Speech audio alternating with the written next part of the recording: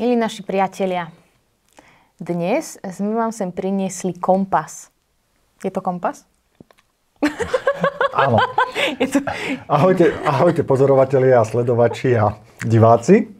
Máme kompas, ktorý je buzola. Je to isté?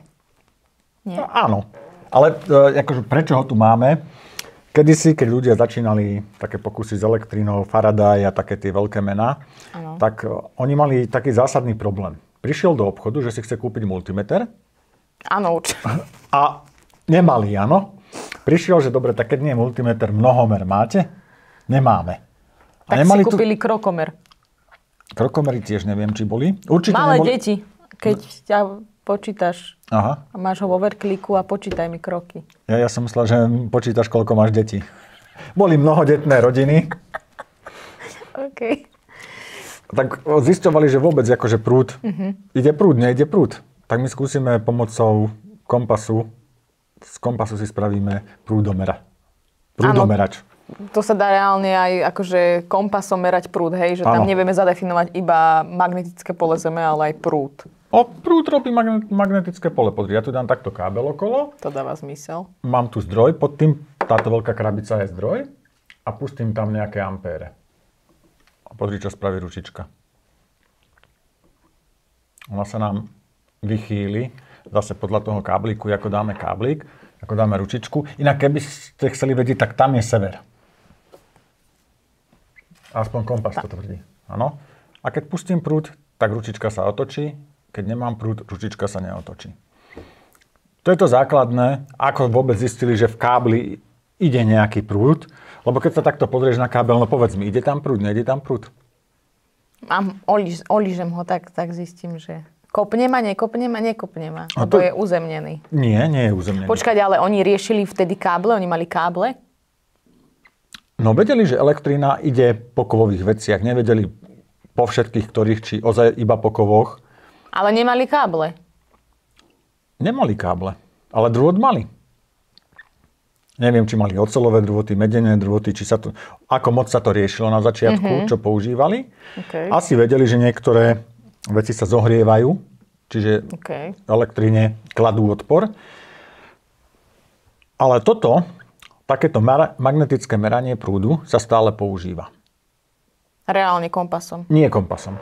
Keď si zoberiem takýto merač, keď ho mám prepnuté na to striedavé, tak funguje ako transformátor, že dám ho takto ho dám na jeden drôt a vidím, koľko mi zmerie. Ale keď mám jednosmerné, tam to nefunguje ako transformátor, pretože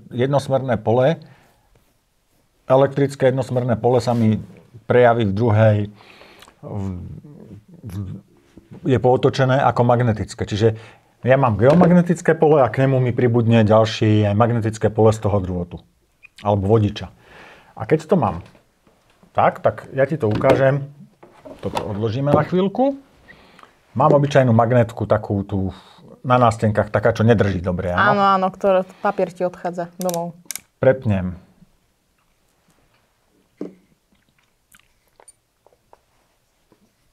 Kliešťový merač prúdu. Vynulujem si ho. Jednosmerný musím vždy vynulovať. A dám mu magnetku. Takto mi ukáže, vidíš, minus 15 ampéra. 15 ampérov. Otočím magnetku. Počkaj, takto ju chcem otočiť. A zrazu tam mám 137. Skutočne meria magnetický tok okolo seba. Teraz do toho drôtu pustíme 50 ampér tam ide. Už podľa toho, že aké máme dnes drôty, vieš, že nebudeme sa hrať s malými ampérmi. A ja si tam takto ten merací prístroj dám. A on mi ukáže, ako to je vidno na kamere, on mi ukáže 0. To preto, lebo tam mám obidva vodiče. Musím dať len jeden. A teraz podľa smeru mi ukázal minus 50. Keď dám druhý, ten kladný, tak v tomto smere 50 ampér. Na zdroji by malo byť vidno 50 ampér. Takže teória a prax funguje, čo je neobvyklé. Ukážem viacej na kameru, že ozaj tých 50 tam je takto. Lebo je to zle vidno. A to je to, že ja musím mať špeciálny rozsah. Tu je ampér jednosmerný, ampér striedavý. Áno.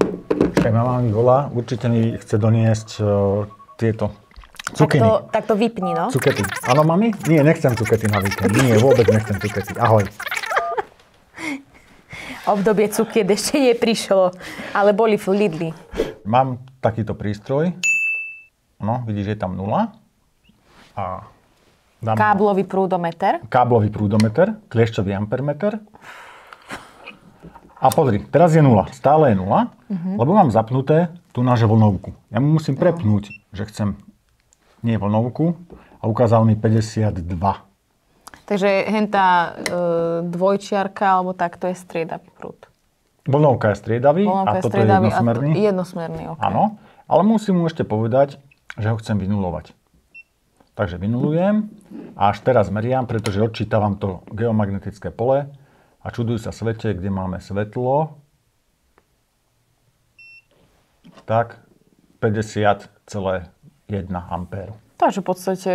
Áno, ale dám 2 V a musí byť 0, alebo zase... Nejaká odchýlka. Tu je to citlivé, že keď to takto nakloním alebo takto nakloním, chytám geomagnetické pole a to číslo mi tam trošku lieta. Takže tento je lepší, ten zelený. Lebo je citlivejší na veci, nie? Je citlivejší, ale zase má tu na menší rozmer. Keby som chcel ozaj veľké drôty, tak potrebujem takýto veľký rozmer. A tento má tie kliešte, tento má takmer gulový otvor, teda takmer kruhový otvor. Tento ho má taký ovál, pretože nie vždy máš drôty robené takto, že je to okrúhly drôt. Niekedy je to pásovina, ktorú potrebuješ obupnúť a zmerať. Prípadne viacej drôtov vedľa seba, že jeden by nestačil. Pozri, keď to takto chytíš, už to začína byť teplé. Okay. A to tam ide len nejakých 50 ampér. Takže tam dáme viacej. Bolo by to viacej teplé. No však. A môže to byť horúce? Môže to byť horúce. Vyskúšame si niečo horúce, áno? No tak poď. Dobre. Ja si prichystám čiapku, aby sa mi nič nestalo. A akože len v podstate Alobal spraví to, že ťa ešte viacej pripečie. Tak väčšina ľudí s alobalovými čiapkami je pripečených. Čiapku si odložím. Normálne to hreje.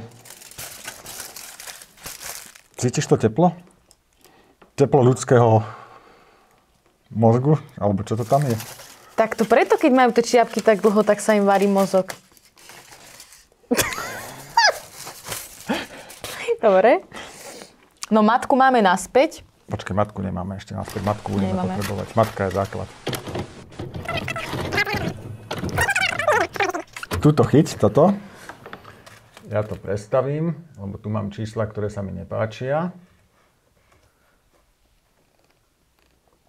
A to máš vlastne túto debnu, máš napojenú na počítač. Tú debnu mám napojenú na počítač, áno. Aby som sa tu nemusel takto načahovať a s prstami tu niečo robiť. Ja ti takto spravím, že ja budem 1,5. Takto.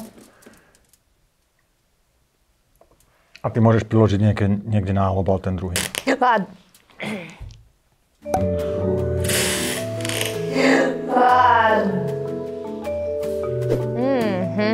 To môžem tak robiť furt? Áno. A neprederavilo sa to? Nie, na schvál to tak máme. To som vedel, že toto ťa bude baviť. To zváram? Vieš čo, asi nezváraš, lebo ti to mizne, režeš. Máš plazmovú rezačku teraz. Je to fakt? Áno. Môžeš si tam položiť tú alobalovú čiapku. A keď si podpálim No vlasy tam nemáš položené. Hej, ale keby tam dám, to by smrdelo. Áno.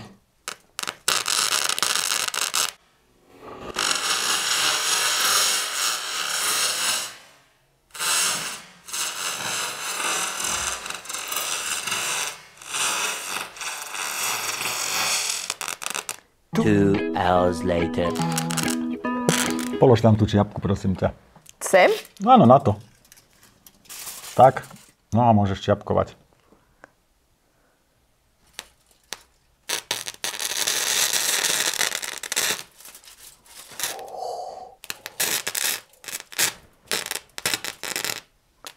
Koľko tam máme amperov? Vieš čo, mala si 20 V, 20 A teraz, ale dám ti 50 A, nech je sranda. A nevždy ampere robia efekt. Napríklad niekedy vedia aj volty robiť efekt. Vydrž teraz, nedotýkaj sa. Dobre. Daj si prež ruku. Áno, teraz sa dotkni.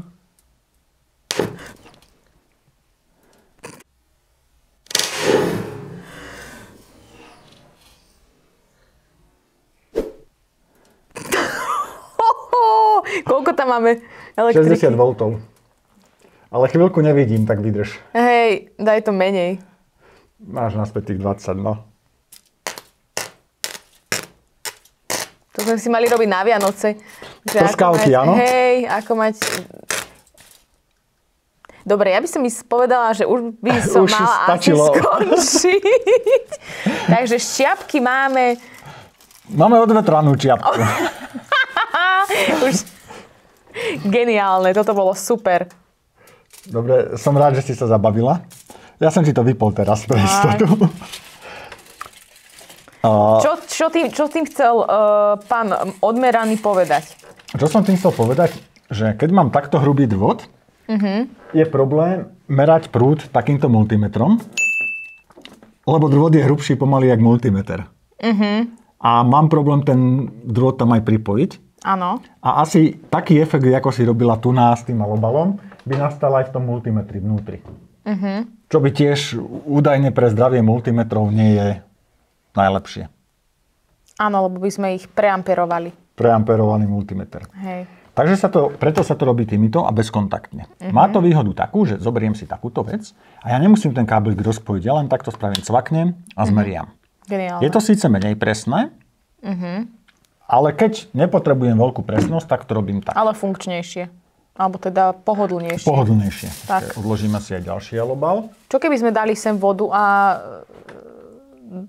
vody by sa to dotýkalo? Že sa pohár vody zobere. To sme už skúšali a to nám tu vznikal ten hydroxid sodný z áno. toho a podobné. A čo by to fajnovci. spravilo s plastovým meračom prúdu? No, takto. My to tu máme plastovú podložku, že takto, keď tam dáš tie drôty, tak sa nič nedieje, lebo je to plast. Ale keby si to doňa pustila, tak tie vodiče, ktoré sú vnútri, by sa buď rozstavili, alebo by prskli tak, jak tá čiapka. Záleží na ďalších parametroch toho zariadenia, ako je spravené. A nemáš tu nejaký taký starý, ktorý nepotrebuješ? Nemám tu taký starý, ktorý nepotrebujem, ale ukážem ti, ako sa to robí, keď to chceš merať presnejšie. Ale môžeme mať takú otázku na vás. Dajte do komentárov to, čo by ste chceli, aby sme spálili alebo spiekli. Upiekli? Hej. To by som si dala takú špeciálnu epizódu, že budeme tu proste iba piecť elektrikou veci. Ako sú teraz moderné tie kuchárske show, každý niečo pečie a varí. Áno, aj my budeme. Zvárať a piecť. Že donesieme si, ja neviem, surový rezeň. A za koľko sa spraví? No, dobre. 2 hodiny, 10 minút. Spravený rezeň. Priameho dotyku. Keď sme sa rozprávali o malých odporoch, tak túto vec som tu mal vtedy. A teraz ju tu mám zas. Ale vidíš, že už tam dávam aj nejaké drôty. Takto. Aj druhý drôt. Ako vieš, že to musí byť vľavo a ten vpravo? Neviem. Je to principiálne jedno. Tá vec nevie, ktorým smerom prúd cez ňu bude tiecť. Ona je taká dosť nevzdelaná. Ale mám tu pripojené 2 ďalšie vodiče k nej, tieto tenké, ktoré zasuniem do multimetra. A jeden z nich má červenú svorku, druhý čiernu. Aby som ich nepoprehadzoval, aby som vedel smer prúdu, tak preto ich mám označené. A tu je tiež na jednom drôtiku červený pásik. Nevidíš, že? On je tam tak rafinovane skrytý. Vidím. Takže to dáme do multimetra takto. A prepnem ho na milivoltový rozsah, pretože budem merať ozaj nízke napätia. A pustím tam, mám tu nastavených 50 A, 50 A. A on mi ukázal 25. Niečoho teraz. Milivoltov. Takže si to musíme prepočítať na ampére. Z 1000 V na ampére. A koľko bude ampérov, to záleží od hodnoty odporu tohto bočníka. Na tomto je to napísané. Tu. Takže vieme, koľko má. Áno. Má 500,55 mikroohmov. Áno. Čiže... Takže milivolty, ampére a mikroohmy. Áno. Pri každej našej epizóde potrebujete mať vedľa seba tabuľku. Kalkulačku, A logaritmické kalkulačku. pravítko. Proste veľa Počítadlo. vecí, aby ste si prepočítali, že aha, o toto sa jedná. Áno. No. Ale my to máme odmeraného Mariana a ten nám to vždycky z hlavy vypočíta. Prúd je jednoduchý. Počítaj. Prúd je napätie deleno odpor. A Napätie vieme, že 25 mV deleno 500 mikroohmov. To je jednoduché. A mne to tu ukazuje 50 A. Jaj, veľmi jednoduché. Keď máte pri sebe ďalších 30 itinerárov. No, stačí počítať. Dobre, a čo nám týmto znova chceš povedať? Keď potrebujem merať prúd, špeciálne jednosmerný presne, potrebujem odpor. No, Na odpore zmeriam úbytok napätia a cez napätie viem, aký tam tečie prúd. Toto je najpresnejšia metóda, ako sa dá merať prúd. Inak prúd nezmeriaš. Vlastne všetko meranie prúdu, aj ten multimeter to robí tak, aj keď meriam tu na miliampére alebo tie jednotky ampér, tak on má v sebe takýto odpor, samozrejme rozmerovo menší a jeho hodnota odporu je väčšia, aby bol väčší úbytok napätia, ten si meria a zobrazí mi to na displeji. takže toto nám je úplne zbytočné, pretože sa to nachádza v tomto prístroji. Nie je to úplne zbytočné kvôli tomu, týmto- že tuto chcem dať 100 A a ten prístroj by 100 A nezniesol ani keby akože veľmi chcel, tak aj tak 100 A by nezniesol. Tak preto mám tú vnútornú vec vytiahnutú von a pre mňa na meranie by bolo lepšie, keby mala väčšiu hodnotu, keby to nebolo tých 500 mikroohmov, ale bolo by to viacej. Ale tu sa mi bijú dve veci, že keď to bude väčšia hodnota, bude sa to viacej zohrievať. A to nechcem, lebo teplo sú straty. Takže volí sa taký nejaký kompromis medzi hodnotou odporu v ohmoch a tým, aký budem mať na tom pri plnom zaťažení úbytok napätia, aby bol ešte rozumne merateľný, aby mi nevychádzalo, že tam meriam nejaký mikrovolt alebo pol milivoltu, ktoré by som ľahko zarušil niečím ostatným. Tak preto aj tá hodnota odporu nemôže byť len tak nejaká. A musí byť stanovená. Musí byť stanovená a od tohto chcem, aby to odpor to malo presne a aby sa s teplotou menil čo najmenej. Čiže volí sa taká zliatina, taký kov, ktorý má dobré vlastnosti, že nemení svoj odpor s teplotou. Má dobrý teplotný koeficient. To je konkrétne čo za kov?